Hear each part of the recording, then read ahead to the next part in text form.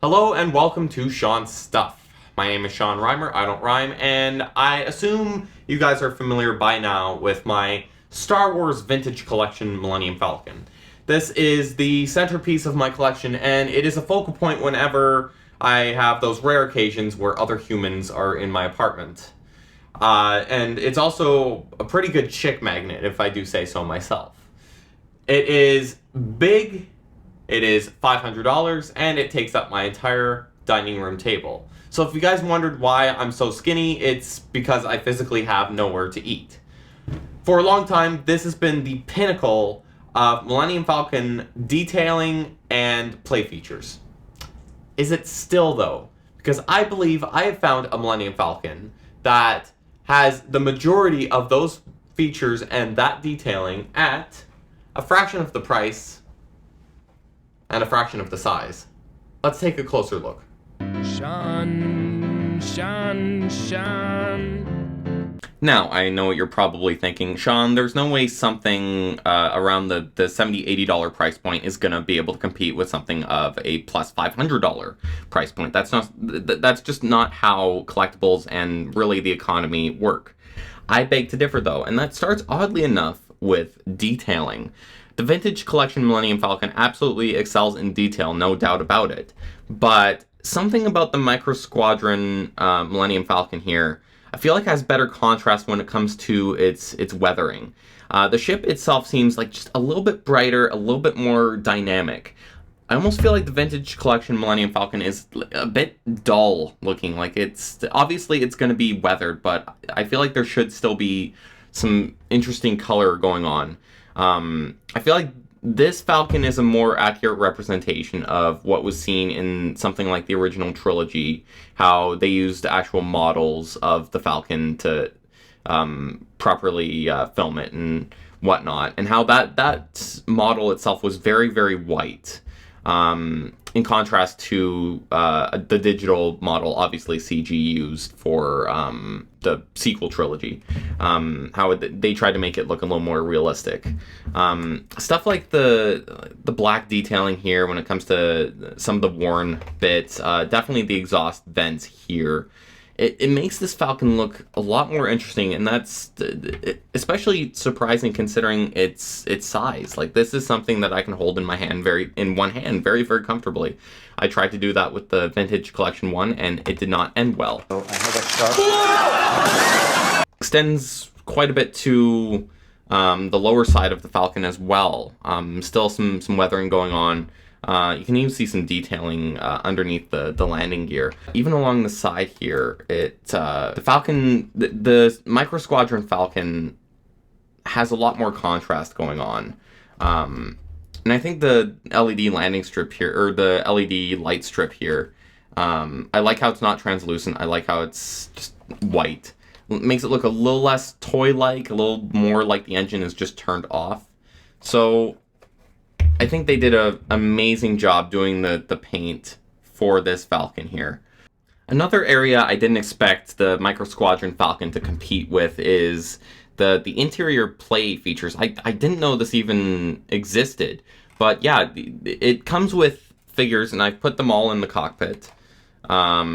So you got Han, Chewie, Leia, and Obi-Wan in there, seated in there. Obviously, these are very, very, very small figures, so they're not going to have anywhere near the detail of the figures that go into the vintage collection. But I do like how you can play with them in here. It really is a micro version of that vintage collection play set. And I really like the detailing in here too. Just the floor panels look very, very worn out, and they're also smuggling compartments. They just pop off. I just dropped it on the floor, but you can definitely smuggle some things in there if you need to have like a storage space for accessories or that sort of thing.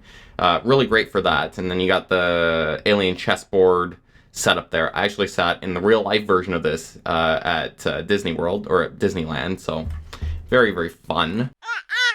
It has a freaking landing ramp too. Now, the landing ramp on this definitely isn't as cool as the vintage collection one, where it's motorized and there's LEDs dropping down. I don't even know, like, because this is attached via kind of a rubber band type thing. You can see if I pull it down, it'll spring back to place. I don't want to force it. I think this is just how far it's meant to go, but it is there for display purposes, so that's pretty cool. And then the action figures are really meant for you to be able to have them in there and play with the Falcon, do flips and stuff, because I don't know if you can see that, but if you look in the laps of the characters here, there are these little, I would almost say restraints, kind of, not really seatbelts, but if you flip the Falcon around, you can actually see they stay in there very, very well, so you don't have to worry about your figures flying all over the place. A very, very handy feature. Of course, the Vintage Collection one isn't going to have that feature because you're not meant to be really flying it around, but for kids who really want to immerse themselves in something like this, in playing with the Falcon, taking it outside and just shooting things, it's an underlooked feature to have the figures actually stay in there when they're hypothetically piloting it. So that's really cool. To further add to the play features, if you lift up this little gun, this entire chamber will come out, hopefully, if I do it right. There we go. And a figure can fit in there. So they didn't need to add this. They could have kept this toy like a lot more focused. They could have added some weird accessories to it like they keep doing for all these weird Star Wars toys, needing to add like a freaking giant missile launcher that's like that thick and it just shoots out. But no, they pretty much took the Vintage Collection and shrunk it down into a really fun, practical size. So given the figures that you have that are included in this, the 4 of them, you can have, I don't know, Leia playing chess by herself, because Carrie Fisher's a bit of a loner, I guess. You could have Obi-Wan shooting things in here, maybe a little bit of pent-up aggression from the Clone Wars. Maybe he's seeing freaking Anakin's burnt face everywhere he's going, and he just really needs to get that out of his system. And then you can have Han and Chewie just flying the Falcon. If you have more of these Micro Squadron figures, say you have a Kylo Ren figure, you can put him in the smuggling compartment and try and fly him to a better trilogy. So the possibilities are quite endless for this thing. An underrated feature that is supporting this Falcon is the landing gear. Now, if anyone has the Vintage Collection Millennium Falcon, you will know that the landing gear is quite awful.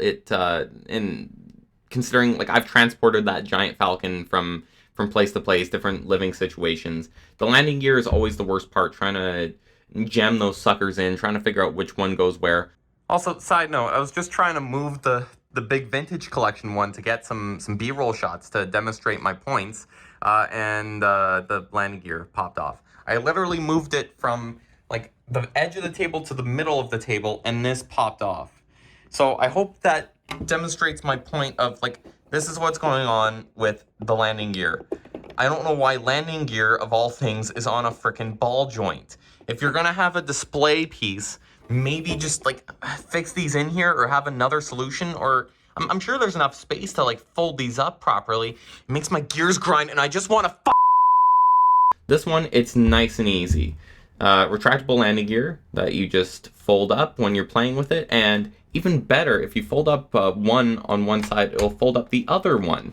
So it really adds to the simplicity of it. So when kids are picking this up and flying it, the landing gear shouldn't take more than 0.5 seconds for them. And it really gets out of the way, looks really seamless, very, very practical, and honestly, there's a lot of really cool features of this, but I think the landing gear, for some reason, just really sticks with me. Like, ships like this really suck at doing landing gear, so enough about my weird landing gear rant. Let's get to the lights and sound effects. The battery compartment for this Falcon is just under the covers that you would take off to put figures on the inside at the chess table or what have you. Few AAA batteries should do it. To activate the lights and sounds, you have 2 buttons on the vents here. This one will activate the kind of startup lights and whatnot, and also the motion activated sounds. And then this button is a dedicated gunner button. There's no character sounds in this. Some people may see that as a bummer. I personally don't. For those who've known me for a while, I prefer when vehicles have light and sound effects, I want them to make vehicle sounds. They for me, my problem with a lot of like Diamond Select and to an extent Playmates Enterprises is that they have sounds from Kirk and Picard and whatnot. It's like, no, I want the Enterprise to make Enterprise noises, and I want the Falcon to make Falcon noises. The Vintage Collection one managed to include both of those like separate buttons, so that is good as opposed to just one button cycling through character sounds and ship sounds. This one is strictly ship sounds. So let's press this button here. These lights are insanely bright, by the way. Like, I thought the ones on the Vintage Collection were bright, but look at this. Also, sorry if you have a history of seizures. I'm pretty sure I just sent you to the hospital with a Millennium Falcon, which is kind of cool. It's kind of impressive. My murderous fantasies. Most impressive. Anyway, so that will light the Falcon up, and then it's motion activated too. So if you pitch the Falcon up like this, it'll make a sound down. If you do a bank, or you go like that. So it's really interactive. It is very, very sensitive, so if you move it around just like a little bit, it'll make a noise, but it's great for when you're playing with it, and you don't have to really make your own sound effects. To turn it off, you just press the button again, and it'll turn off. Now, you don't have to have this activated to use the gun. The guns you can just cycle whenever you want. Very satisfying, and you can spam it too, like the USS Defiant from Playmates.